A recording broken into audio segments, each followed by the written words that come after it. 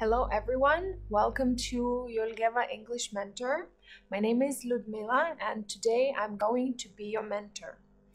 And today we're going to talk about how we say yes or ein in English. And I'm sorry for my Hebrew, it's not very good, but I hope that you will be very good at saying these things in English after this lesson.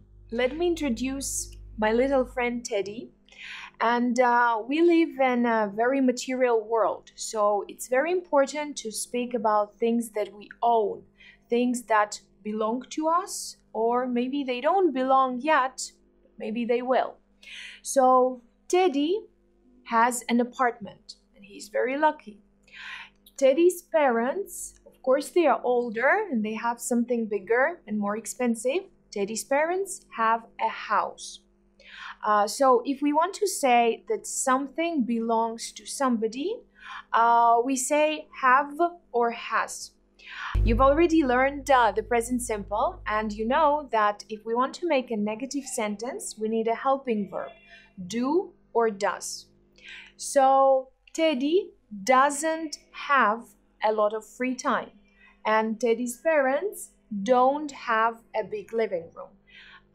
This is how we make negative sentences. What about a question? We put the helping verb in front of the subject. Do Teddy's parents have a nice house? What do you think? Does Teddy have a good time there? I'm sure he does. Now let's sum it up. So if you want to say that somebody has something, you use the subject and then you use the verb have or has. Be careful with he, she, and it. As usual, we need an s at the end of the verb. If you want to make, for example, Teddy has a girlfriend. Look at her, pretty cute. If we want to make a negative sentence, we use the helping verb do or does. They don't have coffee, but they have tea, so maybe they're British. If we need to ask a question, we start with the helping verb do or does, then we have the subject and then the V1, have in our case. Does Teddy have a lot of friends? Looks like he does.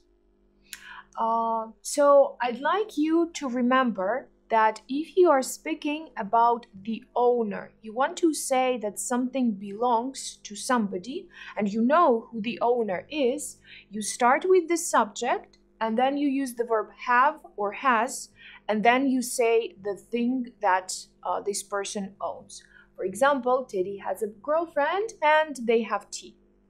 But what happens when we travel? When we travel, we like staying at different hotels. And when we are in a hotel, we don't own the things that are there. We just want to say that they're there in general. They exist. Let's have a look at this hotel. There are 2 restaurants in this hotel. Do we know who owns the restaurants? No, not really. And even if we knew, it's not that important. We're just happy to be in this hotel and maybe we call our friends and relatives and we tell them there are 2 restaurants in our wonderful hotel. Why do we need this word there? Because, as you remember, we always need a subject, the star of our sentence. And then we need a verb, so we use the verb to be. We say there are because there are 2, so it's in plural. There is also a very nice swimming pool. So again, we start this sentence with the word there. Then we add a verb in singular form. There is, because there is only 1 swimming pool, but a very beautiful one. So let's have a look at this sentence once again. If you are speaking in general about things that exist somewhere, you always start your sentence with the word there, and then you use is or are. If you want, so for example, there is a nice swimming pool in the hotel. If you want to make a negative sentence, you add not. There aren't many people in the swimming pool. Look how lucky we are. What about questions? We've already learned the verb to be, so we know that we just put it in front of the subject, and here is our question. Is there a minibar in the room? Yes, there is, and there are many different things in the minibar. So let's sum it up. In Hebrew, you use yesh for both ideas. You say yesh letedi chavera, or you say yesh misada bemalon. But in English, you have to think. If you're speaking about somebody who owns something, then you use have or has. For example, I have a balcony in my apartment.